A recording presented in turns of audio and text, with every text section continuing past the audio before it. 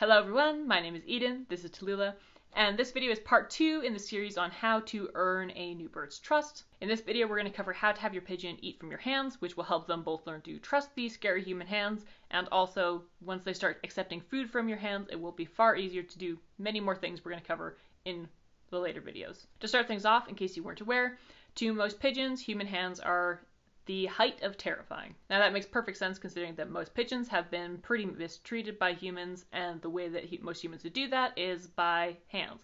Pigeons are typically much less scared of humans' faces at first. That makes sense considering if someone's going to be mean to a pigeon, they're more likely to hit or grab or pick them up than they are to bite them. So it makes sense. You've got sound logic. But seeing as the main way we're going to interact with them is with our hands in the future, we're going to need to start working on that right away. Especially considering that you're going to need to feed, water, and clean up after your pigeon. Now, what we talked about in the last part, just by spending time around the bird's cage, that already is going to help them get used to your hands. They're going to start seeing them, and nothing's going to happen. They will see humans, they'll see your hands, they'll see you doing stuff with your hands, and nothing will be happening to them.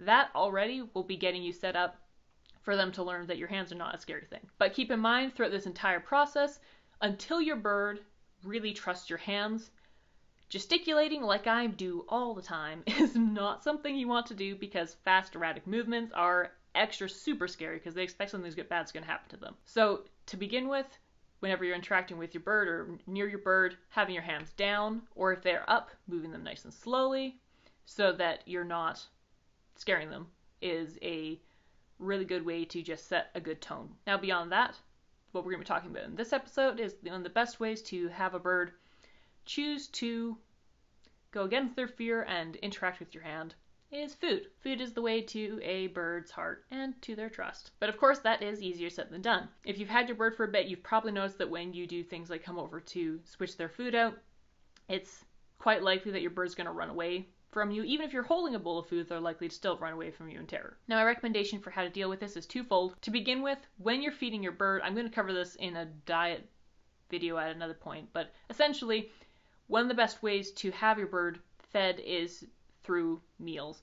Free feeding is going to make it a lot harder to tell if they're getting enough or if they're eating too much, which is going to make keeping them healthy harder. It will also make interacting with them much harder. So I highly recommend you feed specific meals. The average individual adult pigeon eats about 2 tablespoons, less, really, they usually eat less, but roughly less than 2 tablespoons of food a day. So I recommend starting off by just feeding 1 tablespoon of food for breakfast and 1 tablespoon of food for an early dinner, so just somewhere in the afternoon. That way they have time to finish it before they have to go to bed. Over time you'll be able to shift that amount of food, likely decreasing it incrementally, until you get to the point where they're just finishing all the food they have before the next meal. You don't want them to finish too early because then that means it's not enough, but you don't want there to be a bunch of food left over because that means that they're not going to be eating the full variety of seeds that they need to be healthy. It also means they're not going to be very hungry when the next meal comes around. Now, one of the many benefits, aside from health, to feeding them actual meals is that it will make it far, far, far easier for you to work with your new bird. Yes, you're so good at preening. You are. Good job. Oh, I get preened too? Thanks. What a good girl. Yeah. Once you've gotten to the point that you're able to stand close to the bird's cage and they're not terrified of you, I highly recommend hand feeding them their meal every day, at least 1 meal a day, until they're comfortable with that. It'll likely take a couple days for them to be completely comfortable with you standing right up next to their cage. By that point, they should be quite used to their food dish. All you're going to do, on a side note, if you can only do 1 meal a day, I recommend breakfast. Since they will have been sleeping all night not eating, they will be extra hungry, and that extra bit of natural hunger will motivate them to be brave enough to come close to the scary hands. So all you're going to do is take their normal food dish that they're now used to eating from, put their normal food in that dish, open the door a bit, put your hand in, and hold their normal food dish in the spot that normal food dish sits, and just wait. Now, it's likely going to take a while, especially the second time, for them to come close, especially if they're a particularly nervous bird. But after a bit, they're going to come over and start eating from the dish. And all you're going to do is sit there super, super still and let them eat. And you're just going to do this as many meals as your schedule allows every single day until they are completely comfortable. When you come over, open that door, hold out their food dish in the normal spot, and they come running over and they eat with no hesitation at all,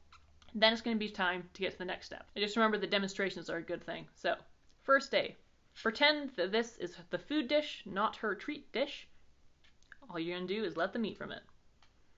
Very, very easy, but it will likely be hard for them at first because it's being held by the scary hand. You want more? Oh, yeah.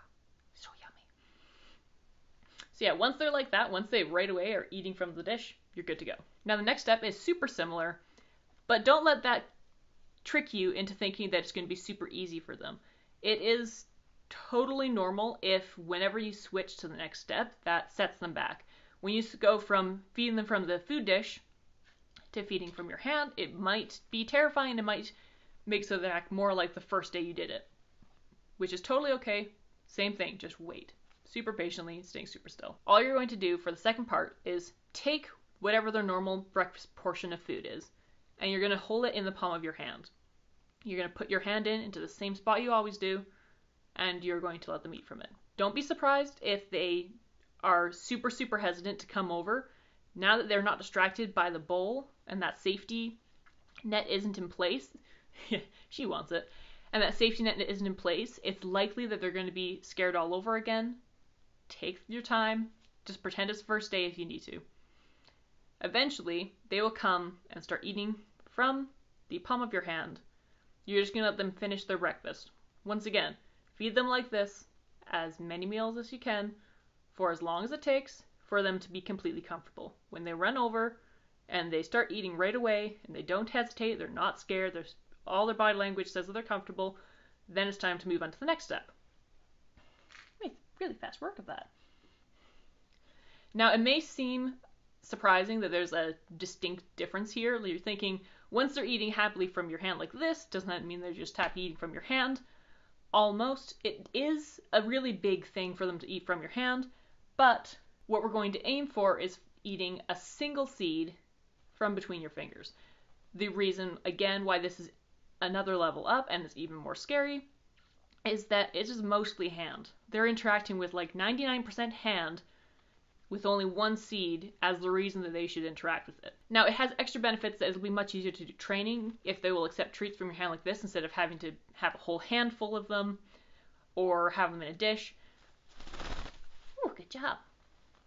But in addition to the ease of training that feeding them like this provides, it will also mean that they're much more comfortable. If they're willing to eat when it's mostly hand and there's very little to distract them, when they're going to interact with your hand and all they get for that effort and for doing that scary thing is one seed, you know you've come a long way in having them start to trust your hands. Yum, yum, yum.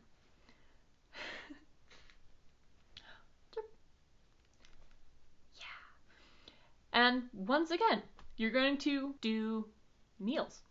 It will take quite a bit longer at this point to feed an entire breakfast, one seed at a time. But at this point, you're nearly done with this entire step, so just think of it as a really good little bonding moment. Good job. Once you're into the routine of feeding one seed at a time, you can also start moving your hands so they have to walk a step or two to get the seed. That's a great, very subtle, natural way of including a bit of training into your little breakfast routine. Once you've gotten to the point where your bird will readily eat a single seed from between your fingers, you are so far towards having them trust your hands, it's not even silly. At this point, they're used to your hands being close by. They're used to touching your fingers. You could even offer your hand when there's no food there, and they're likely going to check it out your hand and use their mouth to explore. Explore. And use your hand to explore to see if there's any food. At this point, you're also likely going to have the basis of being come when called attached, as you're going to come over and they're going to see that it's mealtime and going to come to you in order to accept food. So there's so many things that you've laid by taking the time to do this process that's going to make life way, way easier. Yeah. In the future. So good job for helping your bird start to trust your hands. Congratulations on having your bird eat from your hand. That's a really big thing. Proud of you. Be proud of your bird. Well done to all. If you have any further recommendations of things that you've done that you found were helpful in this general stage of having a bird start to get used to your hands and interacting with you. Leave those in the comments. I'm sure we'd all love extra tips. If you found this video helpful, like, subscribe, all that good stuff. In part 3, we're going to cover the introduction to training, which will bring you just that much further in the process of having your bird learn to trust you. Yeah. And I'll see you in the next video.